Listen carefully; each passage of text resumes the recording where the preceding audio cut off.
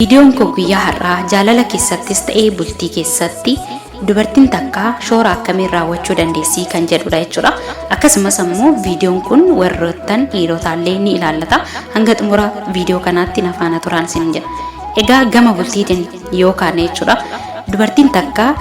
bultii keessatti shoorri isheen raawwachuu dandeessu abbaa manaa ishee tiriit gochuudha. Kana yoon jedhu yeroo hedduu kaleessa manni tokko ho'aa kan ture abbaan manaatii fi haati manaa jaalala waliif qaban baay'ee waliif ibsaa kan turan akkasuma abbaan manaa yoo mana isaatii bahu gara hojii yeroo deemu jechuudha ishee gimbaara ishee dhungatee galgalammoo galummoo akkasumatti dhungatee isheen illee bifa gaariidhaan yeroo simattu manni isaanii ho'aa kan turedha jechuudha yeroodhaan booda garuu haala hin beekamneen jaalalli isaanii yookiin bultiin isaanii sun yeroo qorru argina jechuudha haa ta'u malee iddoo kanatti namoonni bultiin abaluudha baay'ee namatti tola sagaleen isaanii hin dhageessisu wanti tokko iyyuu hin dhaga'amu yeroo jedhamee haasa'amutu jira jechuudha haa ta'u malee iddoo kanatti bultiin kun bultii nageenya qabu osoo hin taane bultii dhibamaadha jennee fudhachuu hin dandeenya kana yoon jedhu namni tokko dirqama rakkoon hoo uumame osoo hin uumamin iyyuu waliin dubbachuudha qaba waliigalteen fuulaallee jiraachuudha qaba jechuudha garuu bultii tokko keessatti immoo kan mul'atu abbaan manaa biiroodhaa gara manaa immoo gara biiroo kanaan ala oogale nyaata isaa nyaatee rafuu yookiin ammoo sa'aatii dabarsee gara manaa isaa galuu yeroo itti argamutu jira jechuudha haa ta'u malee iddoo kana keessatti haati manaatis gaafa waa tokko hin dubbanne innis gaafa waa tokko hin dubbanne jaalalli kun yookiin bultiin kun bultii dhibamaadha jennee fudhachuu dandeenya jechuudha.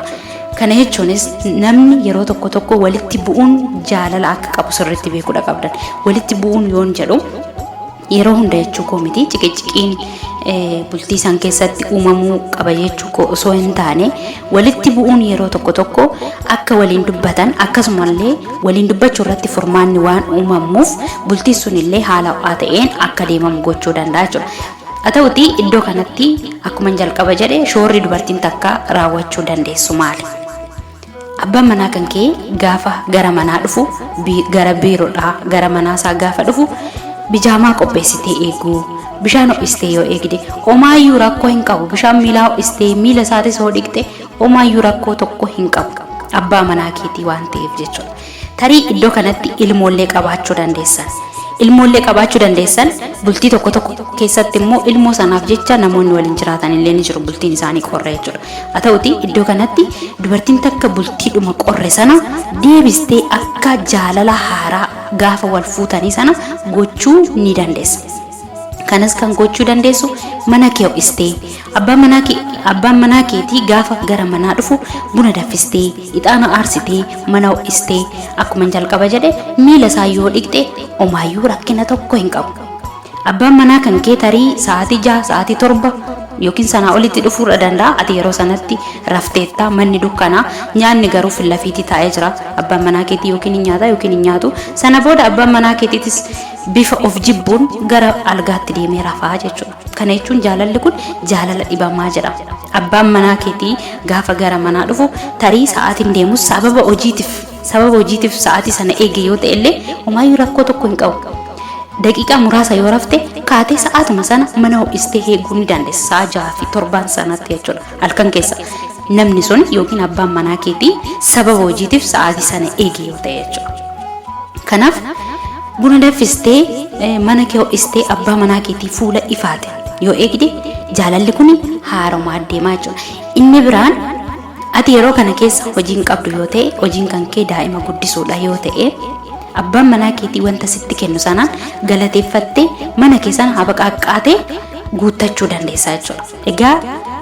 akka hollaatti osoo hin taane akka mana ofiitti yoo bulan wanti hundiyyuu ni ga'a. Abbaan manaa keetiitis immoo wanta hin qabneen olitti siif kennu waan hin dandeenyeef gaafa wanta sii kenne sanaan ati waanuma sanaan mana kee keessa guuttee bifa gammachuu ta'een yoo isa simatte dhugaa dubbachuudhaaf sa'aatiin hojii isaa amma ga'utti muddama jechuudha gara manatti deebi'uudhaaf maaliif jennaan ati bakka fuula ifaadhaan eegda wanta sitti kennu sana galateeffattee fudhattaa isuma sana mana keessa immoo nagaa jettee wanta simattuuf wanta isa hubattuuf kanaafiyyuu hanga manatti galutti yeroo itti muddamutu jira jechuudha. ati garuu iddoo kanatti kana gochuu dhiistee maaliif hagana qofa naaf kennita birriin haganaa naaf nan ga'u kan jettee loltu yoo ta'e wanta godhu omaayyuu tokko hin qabu dhugaa dubbachuudhaaf mana tokko wanta akkanaa hin jira waan ta'eef jechuudha sababa maallaqa irratti waan wal lolaniif jechuudha abbaa manaa keetii mindaan inni argatu ati ni beekta waan ta'eef sanaan olitti immoo omaa gochuu hin danda'u innis immoo of jibbaa hojii isaa hojjeta bultii san keessa jiraachuun isaallee sammuu isa nyaachuu danda'a kanaaf kana gochuu osoo hin taane isa hubachuu wanta sitti kennu sanaan immoo mana kee keessa abaqaqqaatee akkasi ga'utti jiraachuu dhugaa omaayyuu rakkoo hin qabu waa takkaayyuu hin dhibbatin anis cinaan jira jettee gaafa ati jaalalaan isa simatte innillee baay'ee tokko of jaalata haadha manaa adda taateen qaba yeroo itti jedhutu jira jechuudha dhugaa dubbachuudhaa fi haati manaa takka akka isa hubattu an barbaadu dhiirota hedduudha jechuudha nu qofa miti fakkeenyaaf dhiironni nuti jaalannu yookiin namni nuti jaalannu akka nu hubatu yoo gaddinellee akka itti hirkannee boonyu miti kan nuti barbaadu dhiirillee akkasi yoo gaddellee yoo hojiin sunillee hojii keessatti illee kan aarullee yoo ta'e sitti hirkatee boo'uu barbaada dhiirillee akkas dhugaa dubbachuudhaaf kanaaf haadha manaa akkasii ta'uufii qabda wanta sitti kennu sanaan mana kee keessaa baqaqqaatee gammachuudhaan waliin jiraachuu ni dandeessu jechuudha gama abbaa manaatitti immoo gaafa deebi'u atis sababa hojiitiin alatti yoo sa'aatii 8 sa'a 7 sa'a 6 kan turtu yoo ta'e inni kun sirrii miti kanaaf yeroon hiriyaa keetiif kennitu jiraachuu qaba jiraachuu qaba haa ta'u garuu sa'aatii sana sa'aatii laafii dabarsitee yeroo hunda sa'aatii sanatti kan galtu yoo ta'e kunillee bultii ni ajjeesa jechuudha kanaaf sa'aatii dhaabbataa sa'aatii hojii keetii baatee gara mana keetti galtee haadha manaa keetiitiif yeroo kennite akkasuma daa'ima keetiif yeroo kennite ittiin waliin taphattu jiraachuu qaban fakkeenyaaf haati manaa kan kee yeroo buna danfistu ati hojii irra jirta yoo ta'e laaptoop irratti hojii hojjetta yoo ta'e ishee cinaa teessee ishee dhungachaa daa'ima kee taphachiisaa akkasuma immoo hojii sanas hojjechaa baay'ee sammuun kan kee osoo bohaaru hojii sana hojjechuu dandeessa isheellee baay'ee itti tolaa jechuudha maaliif jennaan tiriit ishee gochaa jirta waan ta'eef akkasumas immoo iddoo kanatti yoo xiqqaate ji'atti al tokko yookiin ji'atti al lama haadha manaa keetiitiif daa'ima kan kee gadi baasitii as naanna'e kana jechuunis iddoo baasii guddaa si baasisu osoo hin taane iddoo siin wal madaalu dubartiin takka kennaa guddaa hin barbaaddu dhugaa dubbachuudhaaf kennaa guddaa hin barbaaddu dubartiin kennaan isheen barbaaddu yeroo qofaadha yeroo ati ishee faana dabarsitu daa'ima kee qabattee ati kaatuti chiipsii dinnichaayyuu bittee fi karaa irratti waliin wakii gootanii gara mana keessanii yeroo deebitan dubartiin takka baay'ee gammaddi yeroo qofa sirraa barbaaddu waan ta'eef kanaaf ishee as naanna'uudhaaf iddoo addaa geessuudhaaf baasii guddaa iddoo si baasisu osoo hin taane qilleensuma fudhachuudhaaf torbanitti yookiin ji'atti al tokko yoo ta'u haadha manaa keetiif daa'ima kee gadi baasitii as naanna'e kana jechuunis jaalalli keessan sun akka habaabotti biqilaa adeemaa jechuudha jaalala mi'aawa jaalala hawwataa taa'aa adeemaa jechuudha akkasumas guyyaa tokko osuma isheen hin beekin ababaa wayii bitii fi tiggalee gara mana wanta qabdu kana soon jedhu gatii guddaa waan si baasisu miti dubartiin gatii guddaa waan baafteef sin jaalattu ati har'aan kana birrii amma barbaadde osoo isheedhaaf kennite dubartiin takka isatti miti kan gammaddu yeroo baay'ee dubbadheen jira yeroo ati kennituuf itti gammaddu dubartiin takka jechuudha kanaaf haadha manaa kan kee atis haala kanaan yoo tiriit kan gootu yoo ta'e jaalalli keessan sun umurii dheeraa jiraachuu ni danda'a jaalalli keessan sun nuffii tokko malee hanga ganama baatee manatti galtutti yeroo itti muddamtutu jira jechuudha kanaaf dubartiin takkas immoo shoorri isheen bultii keessatti raawwachuu dandeessu abbaa manaa kee tiriit gochuudhaanii jechuudha hayyee gama jaalalaatti immoo dhufna gama jaalalaatti yeroo dhufnu immoo shamarri takka jaalala keessatti dhiira tokkoon yoo hin barbaadamne yookiin kaleessa jaalala keessa waliin turtanii har'a akkas hin barbaanne yoo sittime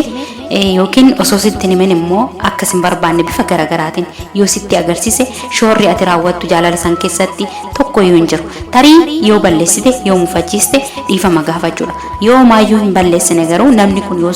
sitti jijjirame ati garuu aarsaa kaffalee namni kun akka nafaana ta'u gochuu nan danda'a jaalala kana gamatti ceesisuu nan danda'a jettee kan yaaddoo ta'e humna kee fixuudha ta'a malee waan tokkoyyuu gochuu hin dandeessu wanti ati gochuu dandeessu wanta sana simattee nama san biraa fagaachuu yookiin jaalala san dhiisudha sababni isaatis namni suni fedhii isaatiin yoo si faana adeemuu hin dandeenye gonkumayyuu jaalalli sun akka itti fufu gochuu hin dandeessu. Sababni isaatis iddoo kanatti har'a jaalala keessa jirtu waan ta'eef namni kun yoo si dhiises boru dubartii biraa jaalachuu nan danda'a jedhee dhiirri tokko waan of amansiisuuf jaalala keessatti sin barbaadu erga jedheen booda badii tokko malee akka sin barbaanne bifa garagaraatiin erga sitti agarsiiseen booda jaalala san atomaayyuu gochuu hin dandeessu. Akka fuulduratti adeemullee gochuu hin dandeessu. Wanti ati gochuu dandeessu akka inni si dhiisuu barbaadetti atis dhiistee biraa deemuu qofaadha. Kanaaf bultii fi jaalalli dhiirota biratti wal adda waan ta'eef dubartiin takka akkuma bultii godhattee diiguu hin feene dhiirri tokkollee dhugaa dubbachuudhaaf gara bultiitti yoo seene gonkumaayyuu diiguu hin fedhu. Jaalala keessatti garuu filannoo hedduu qabaachuu danda'a. Bultii keessatti garuu erga takkitti bultii dhaabbatee dhiirrillee akkuma dubartootaati jechuudha. Maaliif yeroo hedduu akkuma fakkeenyaatti yoo fudhanne dhiironni bultiitti seenuudhaaf baay'ee sodaatu. Sababni isaa sodaataniif immoo bultii sana keessa seenanii diiguu waan hin barbaanneef jechuudha.